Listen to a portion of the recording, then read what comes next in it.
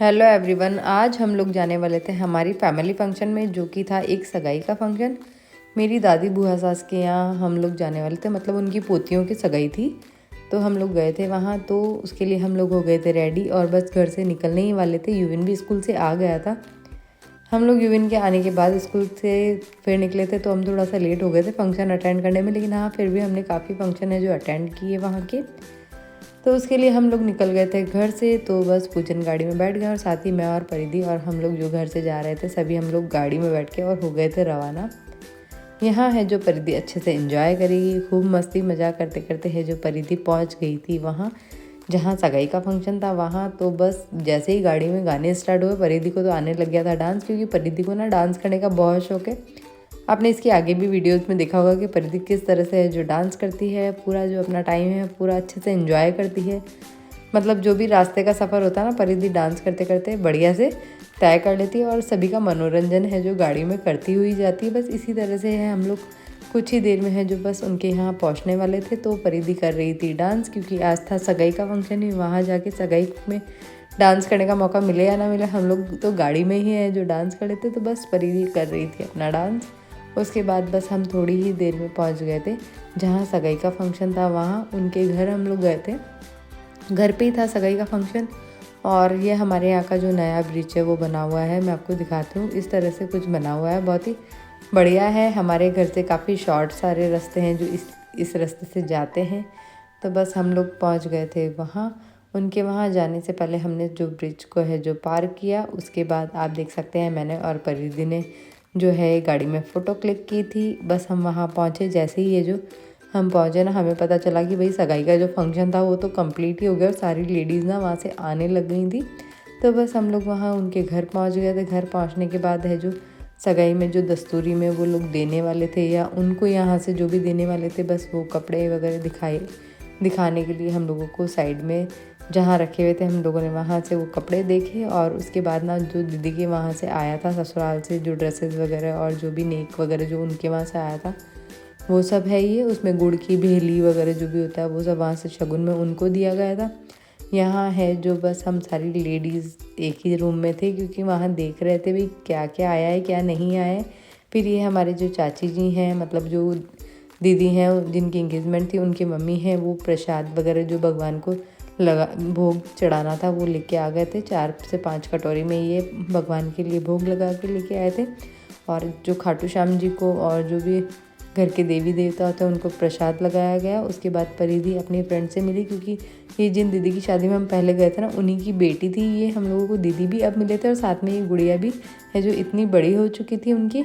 तो बस यहाँ हम लोग बैठ के हैं जो थोड़े गप्पे लड़ा रहे थे। जब सब साथ में बैठते हैं तो बातें करने का जो मज़ा होता है ना वो बहुत अलग होता है। तो बस काफ़ी दिनों बाद हम हमारी ननंद बाईसा से मिले थे। मतलब ये जो दीदी वगैरह ये सब मेरी ननंद लगती हैं, पूजन के चाचा की बेटियां लगती हैं ये। तो बस हम लोग इनसे मिले और हमने यहाँ कुछ मस्ती मजाक की और कुछ फ़ोटोज़ वगैरह क्लिक करवाई। आपको हम लोग किस तरह से लग रहे हैं राजस्थानी ड्रेस में ज़रूर से कमेंट कर के बताएं। और ये मेरी जो ससुराल की फैमिली, मतलब मेरी बड़े सासू जी, बुआ सासू जी, ननंद बाईसा और चाची सासू जी वगैरह हम सब बैठे थे। और यहाँ हम लोग परिवार की सारी लेडीज़ बैठ के घर की बातें कर रहे थे। यहाँ हमारे बुआ जी मस्ती मजाक हम लोगों के साथ कर रहे थे और बढ़िया बढ़िया ज्ञान हमें दे रहे थे कि भाई इस तरह से तुम लोग किया करो।